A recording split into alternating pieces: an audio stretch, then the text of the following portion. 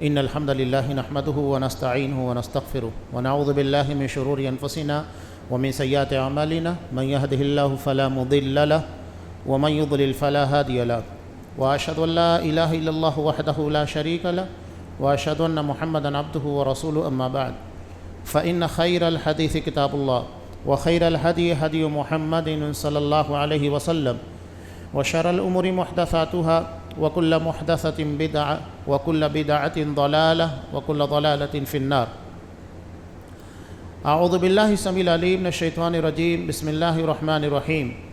يا أيها الذين آمنوا اتقوا الله حق تقاته ولا تموتن إلا وأنتم مسلمون. يا أيها الناس اتقوا ربكم الذي خلقكم من نفس واحدة وخلق منها زوجها وبث منهما رجالا كثيرا ونساء واتقوا الله الذي تساءلون به والأرحام إن الله كان عليكم رقيبا. يا أيها الذين آمنوا اتقوا الله وقولوا قولا سديدا يصلح لكم أعمالكم ويغفر لكم ذنوبكم ومن يطع الله ورسوله فقد فاز فوزا عظيما. وقال إن عدة الشهور عند الله 12 شهرا في كتاب الله يوم خلق السماوات والأرض منها 4 حرم ذلك الدين القيم. وعن أبي هريرة رضي الله تعالى عنه قال قال رسول الله صلى الله عليه وسلم لا تدخلون الجنة حتى تؤمنوا ولا تؤمنوا حتى تحابوا أولا أدلكم على شيء إذا فعلتموه تحاببتم أفشوا السلام بينكم رواه مسلم في كتاب الإيمان. تمام قسموں کی تعریفات اللہ رب العالمین وحدہ لا شریک کے لیے لائق و زیبا ہے جو ساری کائنات کا تنہا خالق و مالک ہے، اور بے شمار درود و سلام ہوں اللہ کے آخری نبی جناب کریم محمد رسول اللہ صلی اللہ علیہ وسلم کی ذات مقدسہ پر۔ محترم حاضرین، عزیز ماں اور بہنوں، ہم آپ اسلامی نئے سال میں داخل ہو چکے ہیں، سن 1448 ہجری، یعنی جس وقت صحابہ نے ہجرت کی مکہ سے مدینہ کی جانب، اس کو 1448 سال ہو چکے ہیں، اتنا لمبا عرصہ بیت چکا ہے۔ ہم دنیا میں دیکھتے ہیں کیلنڈر، جو کیلنڈر ہمارے درمیان متعارف ہے وہ شمسی ہے، یعنی سورج کے اعتبار سے، سورج کی گردش کے اعتبار سے، جس میں 364 اور 365 دن بنتے ہیں۔ لیکن اسلام نے ہم کو جو کیلنڈر دیا، تقویم عطا کی، وہ قمری ہے، چاند کے پر، اور وہ سال میں 364-65 دن نہیں ہوتا ہے، بلکہ اس میں 54 یا 55 دن ہوتا ہے، 354 یا 55۔ اسی لیے آپ دیکھیے گا کہ سورج کے اعتبار سے چلنے والا کیلنڈر، اس کے بالمقابل جو اسلامی کیلنڈر ہے، اس کی تاریخ دھیرے دھیرے ہر سال 10 دن یا 11 دن کم ہوتی ہے۔ رمضان المبارک جیسا کہ فیبروری کے اندر شروع ہوا ان سال، اب اس کے اندر آپ دیکھیے کہ 18 فیبروری کو شروع ہونے والا، اب آنے والے سال میں آپ کو 10 سے 11 دن کی کمی نظر آئے گی، یعنی اس سے بیفور شروع ہوگا۔ دونوں کی اپنی الگ الگ ٹائمنگ ہے، الگ الگ دن ہے۔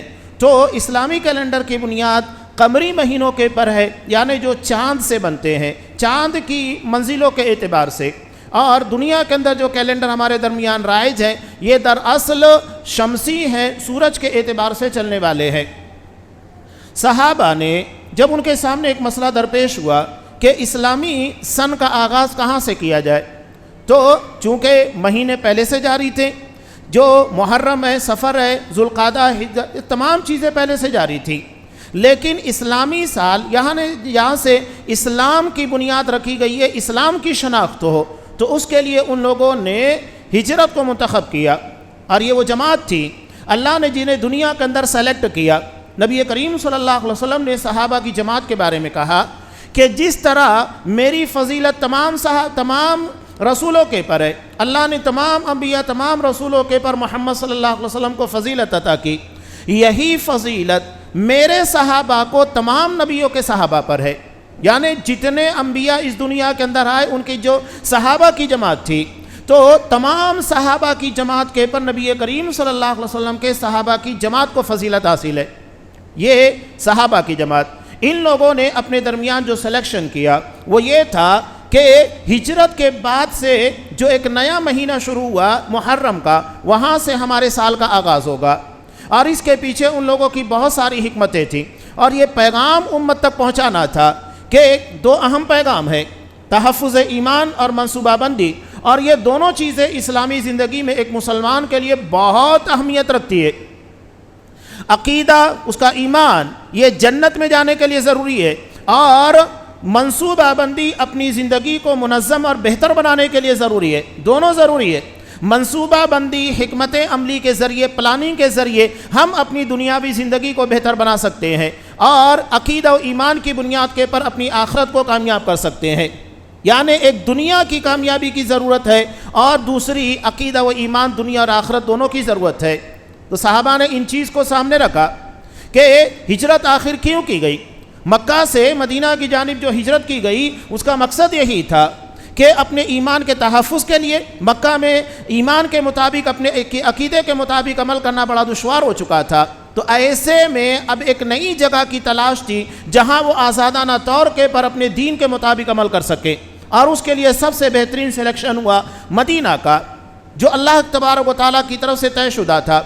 اور اس کے بعد ہجرت کو یوں ہی نہیں کر دیا گیا، بلکہ ہجرت کے لیے باقاعدہ منصوبہ بندی کی گئی، پلان کیا گیا۔ آج ہمارے درمیان دونوں چیزوں کی بہت بڑی کمی ہے، نہ تو ہمارا ایمان و عقیدہ مضبوط ہے، نہ ہماری زندگی کے اندر منصوبہ بندی اور پلاننگ ہے، کچھ بھی نہیں ہے۔ بس مسلمان جدھر سینگ سمائے چلے جا رہے ہیں، ہمارے لیے مستقبل فیوچر کے لیے کوئی پلان نہیں ہے۔ جماعتیں بالکل بکھری ہوئی ہیں، نہ مسلمانوں کی قیادت کرنے والی کوئی ایک جماعت ہے، نہ مسلمانوں کے لیے کوئی قائد و سالار ہے جو امت مسلمہ کا ہندوستانی لیول کے پر مقابلہ کر سکے، ان لوگوں کی قیادت و سیادت کر سکے، نہیں ہے۔ ہم اس سے بہت دور نکل چکے ہیں۔ بہرحال ہجرت کے اندر ایک بہت بڑا پیغام یہی تھا کہ آخر صحابہ نے اپنی دنیا کے تمام ساز و سامان کو، مال و متاع کو کس لیے چھوڑا؟ دراصل اپنے ایمان، اپنے عقیدے کے تحفظ کے لیے، اور یہ بتانا مقصود ہے کہ دنیا کی تمام چیزوں کو ایمان اور عقیدے کے مقابلے میں چھوڑا جا سکتا ہے، اور کبھی بھی عقیدے کے بس سودے بازی نہیں کی جا سکتی۔ یہی اصل چیز ہے۔ جو روایت میں نے آپ کے سامنے پیش کی، مسلم کی روایت، نبی کریم صلی اللہ علیہ وسلم نے کہا لا تدخلون الجنہ حتی تؤمنوا، کہ تم بغیر ایمان کے، عقیدے کے جنت میں داخل ہو ہی نہیں سکتے ہیں۔ بغیر ایمان و عقیدے کے کسی کو جنت میں داخلہ نہیں مل سکتا ہے۔ ہر چیک پوسٹ کے پر آپ کو یہی سوال کیا جائے گا۔ برزخی زندگی یہ آخرت کی سب سے پہلی منزل ہوتی ہے، وہاں سب سے پہلا سوال ہوتا ہے من ربک، تیرا رب کون ہے؟ اللہ تبارک و تعالیٰ کی ربوبیت کے بارے میں بتائیے۔ اگر ہم اللہ کے رب ہونے کے بارے میں علم نہیں رکھتے تو کیسے وہاں جواب دیں گے کہ ہمارا رب اللہ ہے؟ نہیں جواب دے سکتے۔ اس کے بعد سوال ہوگا کہ ما دینک، تیرا دین کیا ہے؟ آپ بتائیے، دین کے احکامات سے آپ آگاہ ہی نہیں ہیں تو کیسے جواب دیں گے؟ سوال ہوگا کہ تیرا رسول کون ہے؟ رسول کے بارے میں ہمیں علم ہی نہیں ہے تو جواب کیا دیں گے؟ اب ایک عام آدمی سے، ایک عام مسلمان سے سوال کیجئے کہ اللہ کے پر ایمان رکھنے کا مطلب کیا ہے؟ اللہ کو رب ماننے کا مطلب کیا ہے؟ نہیں بتا پائے گا۔ اس سے سوال کیجئے کہ ایمان بالرسول کا تقاضا کیا ہے، اس کے معنی اور مفاہیم کیا ہے؟ نہیں بتا پائے گا۔ اور یہی معاملہ دراصل دین کے بارے میں ہے کہ دین کے بارے میں ایمان رکھنے کا مطلب کیا ہے؟ بتا پائیں گے؟ یہ جو عقیدے کے دروس ہمارے درمیان شروع کیے گئے ہیں، یہ اسی مقصد کے تحت ہے تاکہ ہم اللہ کی ربوبیت کے پر جیسا ایمان ہونا چاہیے، اس کے تقاضوں کو سمجھ کر اس کے مطابق عمل کر سکے، اور جب ہمارا سوال ہوگا کہ من ربک، تیرا رب کون ہے، تو اس کا جواب دے سکیں۔ اس کے بعد سوال ہوگا کہ تیرا رسول کون، تو ہم رسالت کے بارے میں جانتے ہوئے جواب دے سکے کہ ہاں رسول کون ہے اور اس کے پر ایمان کا تقاضا کیا ہے۔ اور یہی معاملہ دین کا بھی ہے۔ جب تک ہم اس کے بارے میں نہیں جانیں گے تو ہم اس کا جواب کہاں سے دیں گے؟ آج آپ دیکھیے گا، خاص طور سے عرب، اور اس میں بھی سعودی عرب، کویت وغیرہ، یہاں اپنے بچوں کو بنیادی طور کے پر عقیدہ سب سے پہلے پڑھایا جاتا ہے۔ آپ ان سے سوال کریں گے کہ ایمان باللہ کا مطلب کیا ہے، وہ دلائل کے ساتھ فوراً آپ کے سامنے ساری باتیں رکھے گا۔ ایمان بالرسول، اس کے بارے میں آپ کو قرآن کی دلیلیں دے گا، حدیث کی دلیلیں دے گا۔ زبان کے پر ازبر ہوتا ہے۔ جس طرح ہمارے یہاں بچے سورہ فاتحہ وغیرہ یاد کرتے ہیں، وہ سورہ فاتحہ قرآن مجید کی سورتوں کے ساتھ ساتھ ان تمام تر باتوں کو دلائل کے ساتھ یاد کرتے ہیں، صرف رٹا نہیں مارتے بلکہ اس کو سمجھتے ہیں کہ اللہ پر ایمان کا مطلب کیا، یہ تمام چیزیں ایک مسلمان کے لیے لازم اور ضروری ہے۔ کہنے کا مطلب یہ ہے کہ ایمان ہر پوسٹ کے پر سوال ہونے والا ہے، عقیدے کے بارے میں ہر جگہ سوال ہونے والا ہے۔ آگے بھی چلیے کہ آخرت کے بارے میں نبی کریم صلی اللہ علیہ وسلم کی شفاعت کا انحصار کس بات کے پر رکھا گیا؟ آپ صلی اللہ علیہ وسلم کی شفاعت کا انحصار اس بات کے پر ہے کہ آپ نے صاف طور کے پر کہا فَهِيَ نَائِلَةٌ إِنْ شَاءَ اللَّهُ مَن مَّاتَ مِنْ أُمَّتِي لَا يُشْرِكُ بِاللَّهِ شَيْئًا، کہ یقیناً میری شفاعت میرے ہر اس امتی کے کام آنے والی ہے جس کی موت شرکوں کے پر نہیں آئی ہے۔ بتائیے آپ شرکوں کو جانیں گے نہیں تو آپ اس سے بچیں گے کیسے؟ آپ کو پتہ ہی نہیں ہے کہ شرک کیا ہے، کہاں کہاں شرک ہوتا ہے، اور شیطان کس طرح شرک کے ذریعے ہمارے پر اٹیک کرتا ہے۔ نہیں، آپ صلی اللہ علیہ وسلم کی حدیث جسے ابن حبان نے روایت کیا، ہر مسلمان کو اس کے بارے میں چوکندہ رہنا چاہیے۔ آپ صلی اللہ علیہ وسلم نے کہا مجھے اپنی امت کے پر دجال سے زیادہ شرک خفی کا ڈر ہے، دجال سے بھی زیادہ۔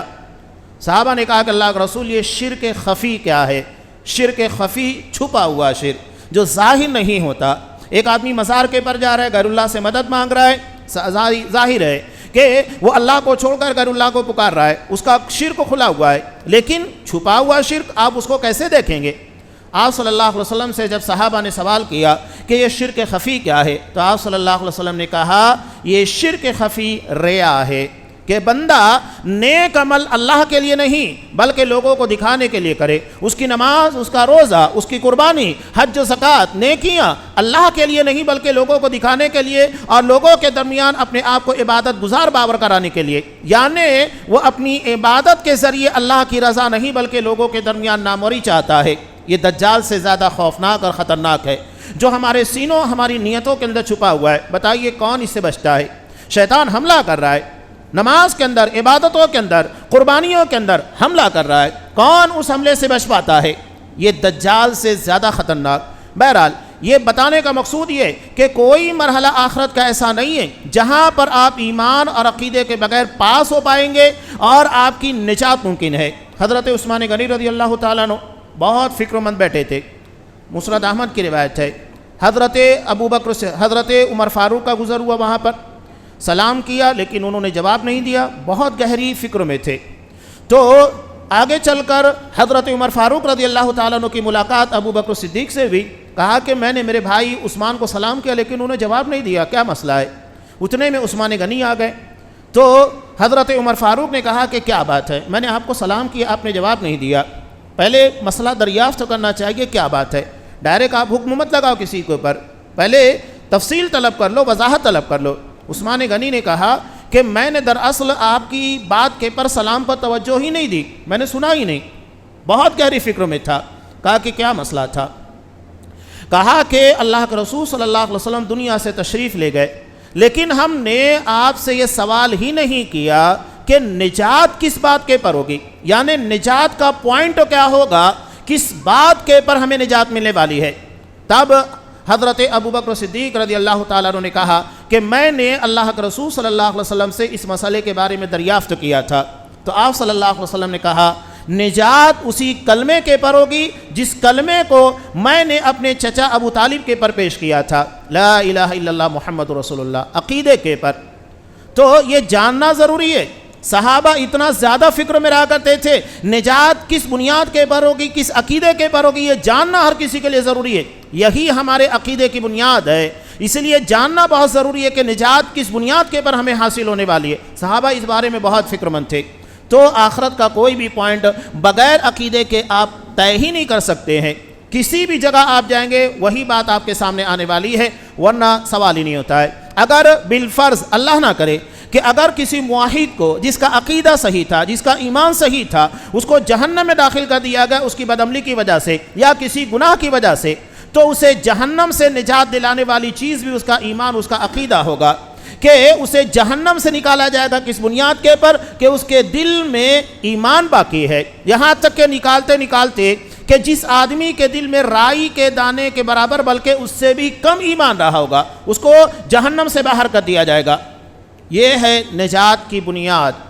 تو صحابہ نے یہی پیغام دیا، اپنے عقیدے، اپنے ایمان کے بارے میں سب سے زیادہ توجہ دی جائے، کہیں اس کے پر کسی طریقے سے شرک کے داغ دھبے نہ لگے، ورنہ ہماری آخرت تباہ ہونے والی ہے، اور ایک مرتبہ آخرت ہاتھ سے نکلی اس کو دوبارہ حاصل نہیں کیا جا سکتا۔ یہ دنیا کی ناکامیوں کی طرح نہیں ہے کہ آپ اگر کاروبار کے اندر کیا کسی لائن کے اندر ناکام ہو گئے، آپ دوبارہ سکسیس حاصل کر سکتے ہیں محنت کر کے، اپنی غلطی کو سدھار سکتے ہیں، لیکن آخرت میں اس طرح کا کوئی موقع نہیں ہے۔ وہاں لاسٹ چانس ہوگا، اس کے علاوہ آپ کو اس کے بعد موقع نہیں دیا جائے گا، لہذا اس کے بارے میں سب سے زیادہ فکر مند رہنا ہے۔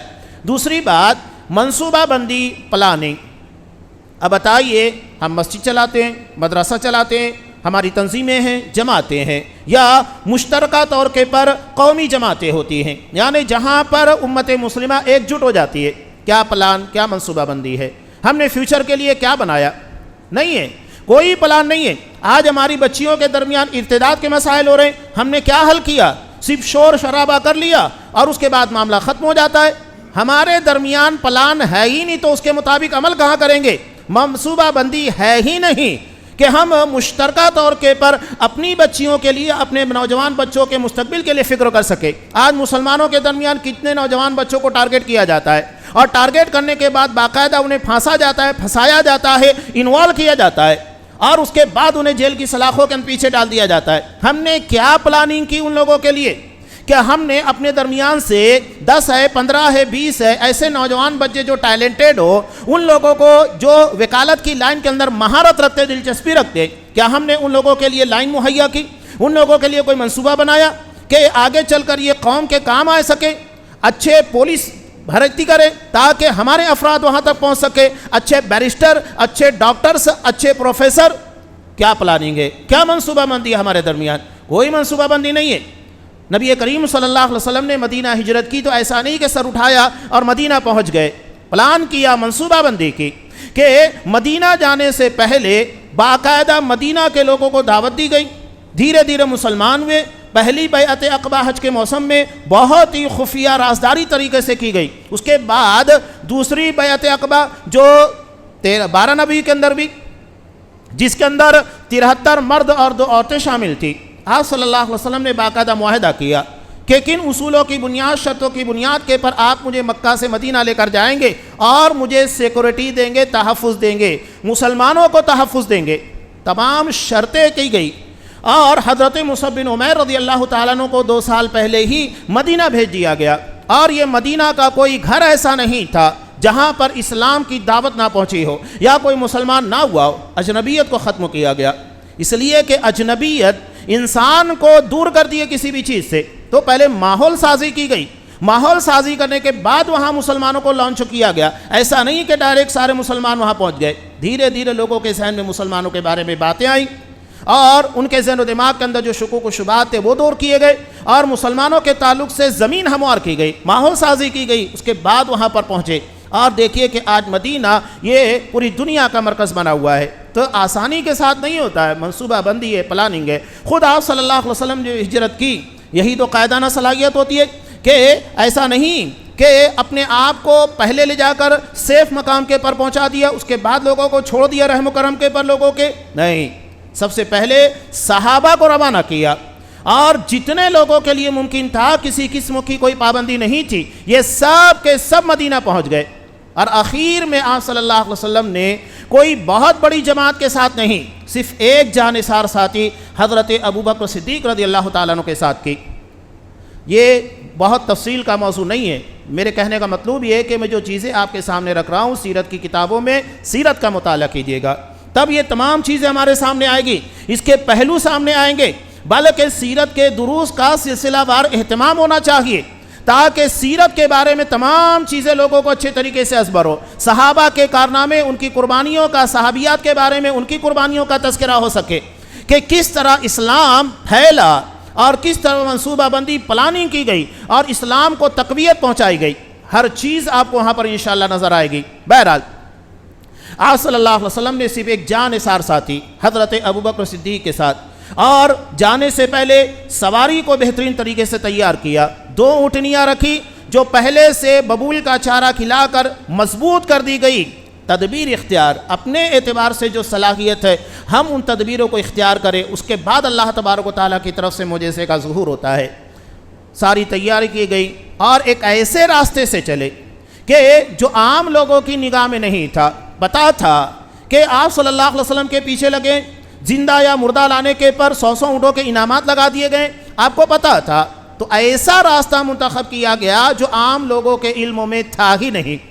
اور ابھی آج دیکھیے گا طریق الہجرہ، ہجرت کا راستہ، اس کے لیے باقاعدہ سعودی گورنمنٹ نے پلان کا کام کیا، اور وہ راستہ جس کے پر آپ صلی اللہ علیہ وسلم نے ہجرت کی تھی، اس راستے کے اوپر پورے میپ کو تیار کیا گیا، راستہ بہتر کیا گیا، تاکہ جب اس راہ سے ہم مدینہ پہنچے، مکہ سے مدینہ پہنچے، تو وہ تمام تر واقعات جو آپ صلی اللہ علیہ وسلم کے ساتھ پیش آئے وہ ازبر ہو سکے، اور ان تمام کنڈیشنوں کو اچھی طرح سے ہم سمجھ سکے۔ ایک بہت بڑا کام ہوا ہے اس پروجیکٹ کے پر، اور یہ تمام چیزیں اچھے طریقے سے جاننا ضروری ہے۔ اور آپ صلی اللہ علیہ وسلم کی ہجرت واقعتاً منصوبہ بندی، حکمت اس کا شاہکار ہے۔ آپ پڑھیں گے کس طریقے سے آپ صلی اللہ علیہ وسلم نے ایک ایک چیز کے لیے باقاعدہ پلاننگ کی، راستے میں آنے والے خطرات سے کس طرح نمٹا۔ اب یہ آپ صلی اللہ علیہ وسلم کی ہجرت، صحابہ نے ایک پیغام دیا اپنے ایمان، اپنے عقیدے کے تحفظ کا، اور آنے والی زندگی کے لیے بہترین پلاننگ کا، منصوبہ بندی کا۔ یہ ہمارے لیے اصل معاملہ ہے جو ہر سال ہمیں یادگار کے طور پر منایا جاتا ہے۔ اب یہاں ایک بات یاد رکھیے گا کہ 15 اگست یہ ہر ہندوستانی کے لیے ایک یادگار دن ہے۔ کیوں؟ اس لیے کہ اسی تاریخ کو 1947 میں انگریزوں کے ظلم استبداد سے اس ملک کو آزادی ملی۔ یادگار ہے۔ تو اس موقع پر ہم کیا کرتے ہیں؟ جن لوگوں نے ہندوستان کی آزادی میں نمایاں کردار ادا کیا ہے ان کی یاد تازہ کی جاتی ہے، ان کے کارناموں کا تذکرہ ہوتا ہے۔ تو ہجرت بھی صحابہ کی قربانیوں کے یاد کرنے کا موقع ہے۔ ہر سال محرم ایک نیا سورج، ایک نیا پیغام لا کر دراصل صحابہ کی قربانیوں کو اجاگر کرتا ہے۔ یہ نہیں کہ صحابہ کو گالیاں بکی جائے۔ اب اس کے مقابلے میں کربلا کے واقعے جو لانچ کیا گیا اس کا مقصد وہی ہے کہ صحابہ کی قربانیوں کو بلا دیا جائے۔ اب بتائیے کتنے لوگ ہیں جو محرم کے آنے کے بعد، اس کے چاند کو دکھائی دینے کے بعد اس بات کا تذکرہ کرتے ہیں کہ آپ صلی اللہ علیہ وسلم نے اپنے ایمان، اپنے عقیدے کے تحفظ کے لیے مکہ سے مدینہ ہجرت کی، صحابہ نے کیا قربانیاں دے کر مکہ سے مدینہ ہجرت کی۔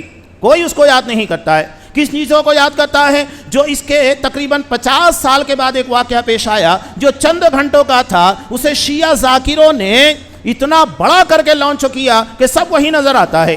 یہ پوری پلاننگ، منصوبہ بندی ہے۔ عبداللہ بن سبا ایک یہودی تھا، بہت اختصار سے میں کہہ رہا ہوں، عبداللہ بن سبا ایک یہودی تھا، اسی نے رافضیت کی، شیعہ لوگوں کی بنیاد رکھی، اور یہ ان کی کتابوں کے اندر بھی محفوظ ہے، ان کی بنیادی کتابیں بالکل واضح۔ وہ خود اس بات کا اقرار کرتے ہیں کہ ہمارے مذہب کی بنیاد رکھنے والا عبداللہ بن سبا حقیقت میں ایک یہودی تھا، بظاہر مسلمان ہوا۔ اس نے جب یہ دیکھا کہ مسلمانوں کی طاقت بڑھتی جا رہی ہے، تعداد بڑھتی جا رہی ہے، لوگ مسلمان ہو رہے ہیں، اور ہمارے پاس اتنی طاقت نہیں ہے کہ اسلام اور مسلمانوں کا مقابلہ کرے، تو اس نے اسلام کی بنیادوں کو کھودنا شروع کیا، ان کے عقیدے کو ڈائنامائٹ کرنا شروع کیا کہ اس طریقے سے ہم اسلام اور مسلمانوں کو کمزور کر سکتے ہیں، اور اس کا پلان، اس کی منصوبہ بندی کامیاب ہو رہی ہے رافضیت کی شکل میں۔ آج یہ پوری دنیا کے لیے درد سر بنا ہوا ہے، صرف مسلمانوں کے لیے نہیں، پوری دنیا کے لیے۔ ایسے ایسے ہتھ کنڈے، جھوٹ، فساد، اس لیے کہ ان لوگوں کے مذہب کی بنیاد ہی جھوٹ کے پر ہے، تقیہ۔ ان لوگوں کے ہاں ان کی جو مذہبی کتاب ہے، جیسا کہ ہمارے بخاری ہے، تو ان لوگوں کے یہاں پر ان کی کتاب اصول کافی ہے۔ کلینی لکھتا ہے، محمد یعقوب کلینی، اصول کافی کے اندر کیا ہے؟ لا دین لما لا تقیۃ لا، کہ اس آدمی کا دین ہی نہیں جس کے اندر تقیہ نہ ہو، جھوٹ نہ بولتا ہو، بلکہ وہ کہتے ہیں کہ ہمارے دین کا 10 حصہ ہے، 10 میں سے 9 حصہ جھوٹ بولنا ہے، 1 حصہ سچ بولنا ہے۔ اور وہی آپ کو ایران کی طرف سے ساری خبریں آئے گی، جھوٹ فساد بھر کے لوگوں کے درمیان پروستا ہے۔ بہرحال یہ ایک الگ تفصیل ہے۔ میں اس مذہب کی بات کر رہا ہوں جو اسلام کو ختم کرنے کے لیے لانچ کیا گیا ہے ایک یہودی کی جانب سے، اور جو لوگ بھی اس کے شکار ہوئے، جو جماعتیں، جو تنظیمیں، وہ بھی آپ دیکھیے اسی کے دھرے کے پر چلتی ہے۔ وہ رافضیوں کو، شیعوں کو اپنا بھائی کہتی ہے، کہتے ہیں کہ شیعہ سنی اختلاف معمولی ہے۔ نہیں، یہ معمولی ہے ہی نہیں، یہ مذہب کا اختلاف ہے، عقیدے کا اختلاف ہے۔ اور یہاں ان لوگوں کے درمیان جو سینہ کو بھی ہے، ایک بات یاد رکھیے کہ کسی کا غم اور ماتم منانا کتنے دنوں تک جائز ہے؟ بخاری کی روایت، اللہ کے رسول صلی اللہ علیہ وسلم نے کہا، لا یحل لامرأۃ تؤمن باللہ والیوم الآخر ان تحد علی میت علی 3 ایام، کہ کسی عورت کے لیے اس بات کی اجازت نہیں کہ کسی میت کے پر جو اس کا قریبی رشتہ دار ہوتا ہے 3 دن سے زیادہ سوگ منائے۔ مردوں کے لیے سوگ نہیں ہے، یاد رکھیے گا، مردوں کے لیے سوگ نہیں ہے، چاہے اس کی بیوی کا انتقال ہو، اس کے باپ کا، اس کی ماں کا، اس کے لیے سوگ کا کوئی حکم نہیں ہے، صرف عورتوں کے لیے۔ حدیث میں واضح لفظ ہے عورت کا، لا یحل لامرأۃ، کہ اس بات کی اجازت عورت کو نہیں ہے، یہاں صرف عورت کا تذکرہ ہے، مردوں کو اس بات کی اجازت نہیں۔ آپ صلی اللہ علیہ وسلم کی زندگی میں آپ کی شریک حیات حضرت خدیجہ رضی اللہ تعالیٰ عنہ، جنہوں نے سب کچھ نچھاور کر دیا، ان کی وفات ہوئی۔ آپ کے چچا حضرت حمزہ رضی اللہ تعالیٰ عنہ، ان کی شہادت ہوئی جنگ احد کے موقع کے پر۔ کتنے لوگوں کا تذکرہ، آپ کی 2 بیٹیاں، 3 بیٹیوں کی وفات ہوئی، رقیہ، ام کلثوم اور زینب۔ بتائیے، اور بڑے بڑے صحابہ آپ صلی اللہ علیہ وسلم کی زندگی کے اندر وفات پائے، کیا آپ نے ان لوگوں کا وفات اور سوگ کا دن منایا؟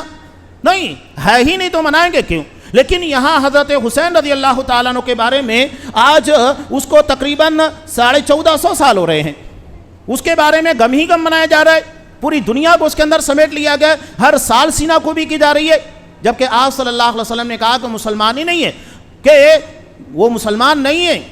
کون؟ من شق الجیوب، جو اپنے گریبان کو چاک کرتا ہے، ودعا بدعوی الجاہلیہ، اور جاہلیت کی پکار لگاتا ہے، مسلمان نہیں ہے۔ آپ صلی اللہ علیہ وسلم نے صاحب کا یہ مسلمانوں کا اسلام کا پیٹرن نہیں ہے صاف طور کے پر۔ اور ان لوگوں نے آڑ لیا حب اہل بیت کا، اس کے آڑ میں ان لوگوں نے پوری سازش تیار کی۔ سازش تیار کرنے کے لیے کوئی فضیلت والی چیز چاہیے، اس کے آڑ میں اپنا کام کرتے، تو ان لوگوں نے وہی کام کیا۔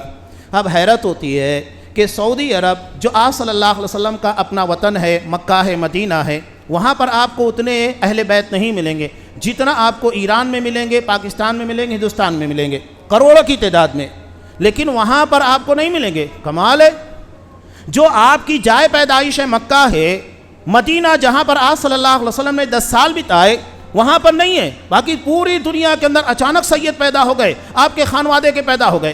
کمال ہوتا ہے، اچانک سے کہاں سے لانچ ہو گئے؟ تو یہ رافضیوں نے لانچ کیا، اچانک کسی کو بھی نبی کے خاندان کا بنا دیا، حالانکہ ان لوگوں کا کوئی تعلق نہیں ہے نبی کریم صلی اللہ علیہ وسلم کے خانوادے سے۔ اور اگر خانوادے کی بنیاد پر فضیلت ہوتی، صرف خانوادے، تو ابو لہب کے نام کے پر سورہ کیوں نازل ہوتی؟ وہ تو نبی کا چچا تھا۔ تو اصل فضیلت ایمان سے ہے، تقوی سے ہے۔ اہل بیت کی فضیلت آپ صلی اللہ علیہ وسلم نے بتائی ہے، جو آپ کا خانوادہ ہے بنو ہاشم، وہ اپنی جگہ پر ثابت ہے، اس پر ہمارا ایمان ہے۔ لیکن ان لوگوں کے لیے جو واقعتاً ایمان اور عقیدے پر ہیں، اور اگر کوئی ایمان عقیدے کے پر نہیں ہے، نبی کے طریقے آپ کی سنت کے مطابق عمل نہیں کرتا ہے، تو اس کا نبی کے خاندان سے ہونا کوئی فائدہ نہیں۔ اصل فائدہ آپ کی اتباع اور آپ کے طریقے آپ کے مطابق چلنے پر ہے، یہ ہے اصل چیز۔ تو یہ لوگوں کے درمیان لانچ کر دیا گیا۔ یہاں ایک بات یاد رکھیے گا کہ یہ جو سینہ کوبی کی جاتی ہے، تعزیہ داری، یعنی حضرت حسین رضی اللہ تعالیٰ عنہ کی جو مزار ہے، مزار تو بنانا ثابت نہیں ہے، اسی کی شبیہ بنا کر اس کے سامنے پتہ نہیں کیا کیا کرتے ہیں، منتیں مانگتے ہیں، مرادیں مانگتے ہیں، کیا کچھ نہیں کیا جاتا ہے، جو کھلا ہوا شرک ہے۔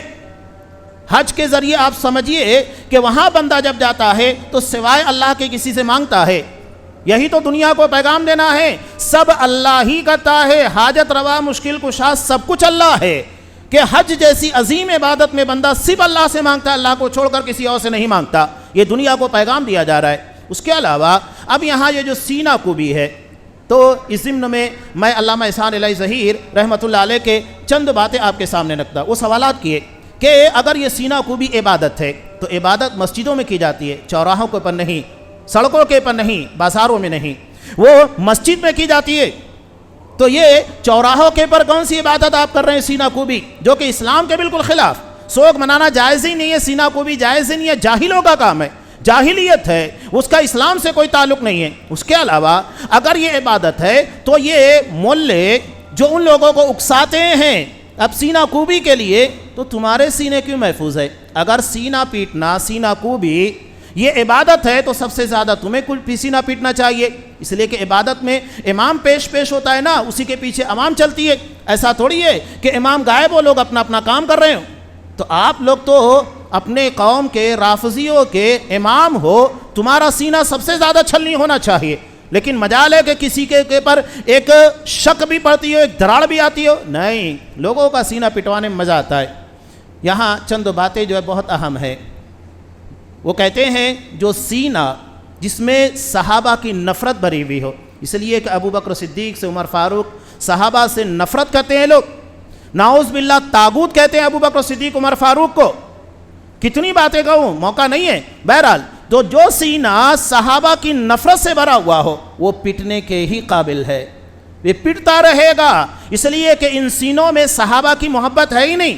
وہ جماعت جنہوں نے ہجرت کا پیغام دیا، جنہوں نے اپنی دنیا کی تمام چیزوں کو قربان کر دیا اپنے ایمان عقیدے کے لیے، اسلام کے لیے، اس جماعت کو بدنام کرتے ہو، نعوذ باللہ، انہیں گالیاں دیتے ہو، تبرہ بازی کرتے ہو، اور ہم برداشت کریں؟ حضرت عائشہ رضی اللہ تعالیٰ عنہ کے بارے میں صاف طور پر ان کے وائس کہتے ہیں عائشہ فی النار، نعوذ باللہ، کہ عائشہ جہنمی ہے۔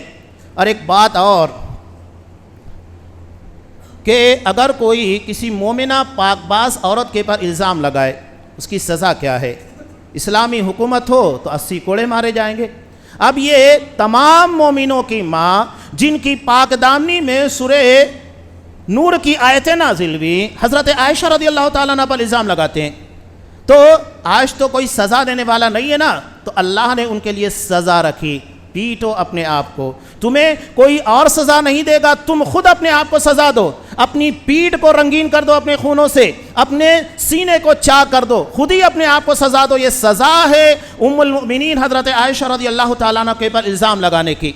نعوذ باللہ جو کہتے ہیں یہ خمینی مر گیا نا، خامنئی، یہ کہتا تھا، اپنی کتاب کے اندر لکھا ہے، سب چیزیں محفوظ ہے، کہ جس وقت ہمارا قبضہ ہوگا حرمین کے پر تو مدینے میں جا کر نعوذ باللہ حضرت عائشہ رضی اللہ تعالیٰ عنہ کی قبر کو کھودیں گے، انہیں باہر نکالیں گے، انہیں سزائے رجم دیں گے، نعوذ باللہ۔